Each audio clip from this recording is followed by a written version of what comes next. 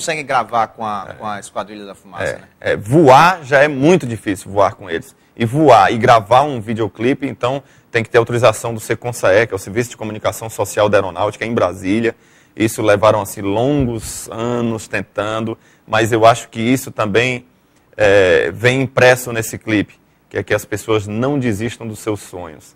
Insista, persista, tenha, sabe, persistência que vai dar certo, que vai virar realidade. E assim foi o sonho de Ícaro, que eu tive o prazer de gravar com a Esquadrilha.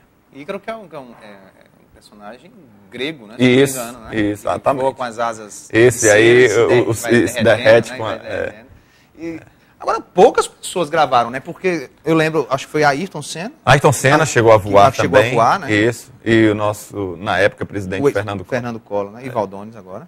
E um sanfoneiro lá do Mas tu é um garoto atrevido, hein, Valdones?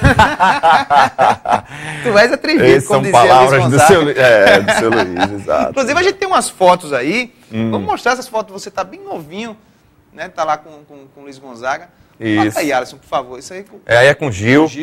Com Gilberto Gil. Nosso... Nessa época ele era ministro da Cultura. E eu conheci o Gil, assim, na cozinha do seu Luiz Gonzaga. Eu, menino, tocando lá, estava tocando o Brasileirinho, Chorinho Brasileirinho. Eu posso ilustrar aqui? Lógico. Então, eu estava tocando, e o Gil no violão, e a gente mandando um...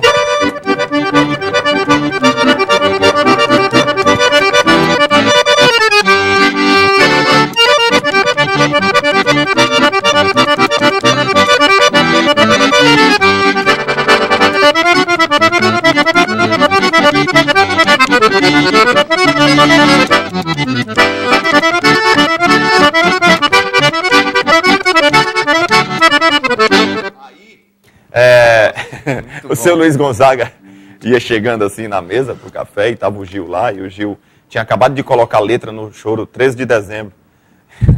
E aí o seu Luiz gostou demais e disse, eu queria ter um neguinho desse, com o Gil. E assim, o Gil foi que me indicou para Marisa Monte. A Marisa, na época, queria um sanfoneiro novo e tal, para fazer a turnê internacional com ela, gravar e fazer a turnê internacional. E aí foi o Gil que disse, olha, tem um menino lá no Ceará, eu conheci lá na casa do Luiz Gonzaga, e aí somente, através indicado por Gilberto Gil, conheceu lá com o Luiz Gonzaga. Isso. E assim, por quê? Porque nessa época, década de 80, não existia esse modismo de forró, né? Que hoje invadiu aí o Brasil, e aliás, um forró que, diga-se de passagem, não generalizando, não tem nada de forró. Tem tudo e menos forró. Salve o nosso querido, que chamou forró de plástico. Chico César, meu amigo Chico César. Então, não generalizando, não estou sendo aqui venenoso, mas existem algumas coisas sendo tocadas aí. E, enfim, estourou o forró. E nessa época não tinha isso. Então os jovens, os meninos queriam tocar guitarra, bateria. Foi uma década do rock. Né? Isso, o rock brasileiro aí explodindo e tal, Paralamas do Sucesso e tal. E aí os meninos, mas vai tocar sanfona e tocar forró. E o seu Luiz Gonzaga, visionário como era, sempre, estava preocupado com a extinção do instrumento. Ele pensava, poxa, aí depois como é que vai ser? Então ele me deu o maior apoio, o maior incentivo, meu padrinho fortíssimo, ele e Dominguinhos, que até hoje é uma grandíssima amizade. E aí sim, aí eu entrei na Marisa Monte e demos sequência. Bom, a gente estava falando sobre isso, mas a gente vai mostrar aqui essa foto. A foto com o seu Luiz. É histórica essa foto. Eu tinha uns 13 para 14 anos ali, né? Olha aí. Aí eu estava simplesmente do lado do mestre Sivuca, que já viajou, e o seu Luiz também, que estão tocando junto. Como é que você chegou aí? Quem foi que te levou a Luiz Gonzaga?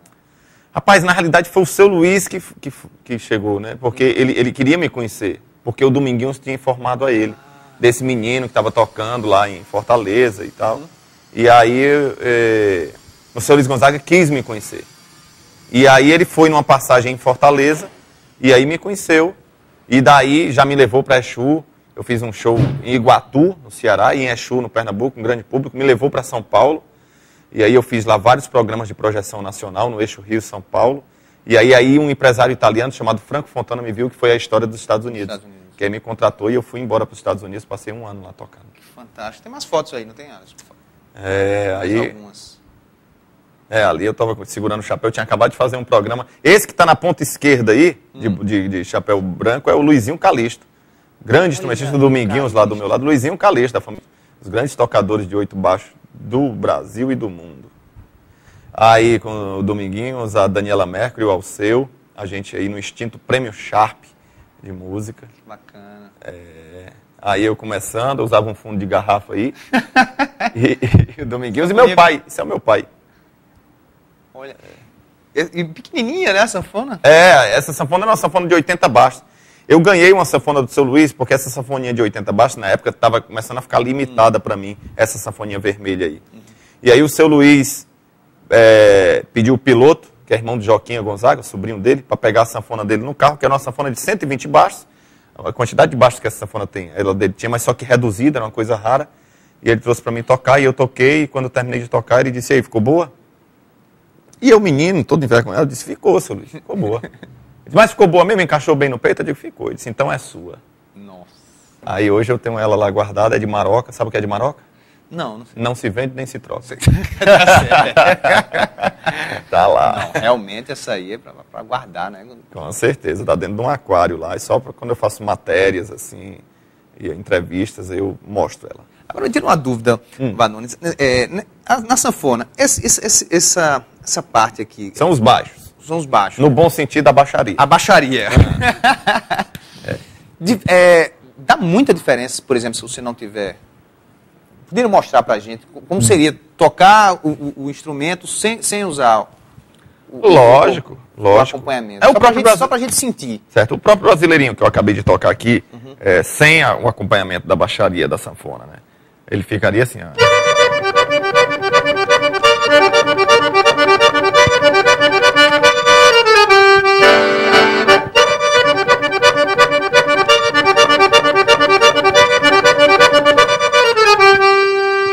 Agora já com acompanhamento, que dá toda a harmonia e o ritmo também, aí você vai...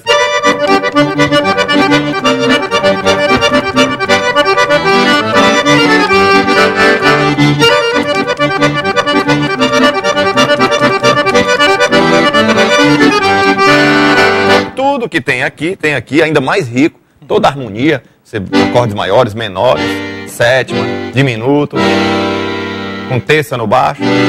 Si bemol. Si bemol. Eu só sei essa. E você ainda pode solar. Com todas as notas que tem, você sola no baixo.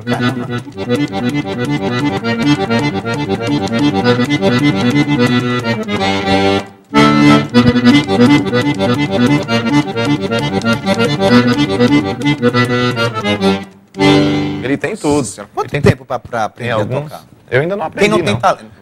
Eu tô aprendendo, tá aprendendo, a gente tá ainda, sempre né? aprendendo. Tudo bem, para o pessoal chegar assim no seu nível, de quem tá aprendendo ainda, Valdones. Rapaz, é o seguinte, esse negócio de música é muito complicado para você dizer relativo, tempo. Né? É relativo. Muito talento também. Quando Deus dá o dom, entendeu? Tem gente que deslancha rapidinho. E tem aquele filhinho do papai, que o papai, você vai ser músico, bate na bundinha dele, vai lá pro conservatório, o cara passa 200 anos e não sai do canto. Né? Porque Deus, meu amigo, não, sabe, não lhe deu aquele, tem muito de dom também, sabe? Então eu acredito muito nisso e eu acho que é por aí. E quando você eu achei muito engraçado a gente conversando aqui, e aí você contando a história, quando tá fazendo um show lá, a turma já tá bêbada, e daqui a pouco você toca o hino nacional no show. Como é que é essa história? Eu gosto de dar essa brincada, porque eu comecei como músico, né? Eu comecei só tocando. Eu passei a cantar depois, porque o seu Luiz Gonzaga também, na época, disse, olha, é bom você cantar, porque senão você vai morrer de fome. Por quê? Super inteligente como era, ele já estava exatamente vendo, infelizmente, no Brasil hoje, a música instrumental não tem o espaço merecido. E o instrumentista... Não. E o instrumentista hoje, ele sofre muito com isso. E o seu Luiz, exatamente visando isso, ele dizia isso. Então eu estou no meio de um forró, como por exemplo, o forró daqui é melhor do que o teu, sanfoneira é muito melhor, as moreninhas a noite inteira, a brincadeira leva, enfim.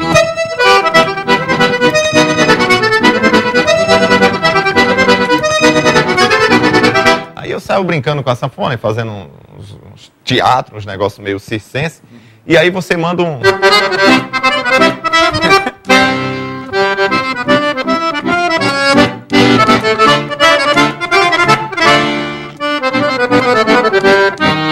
Isso, seja onde for, logicamente, eu também sei onde cabe e onde não cabe. Às vezes eu não faço isso, lógico.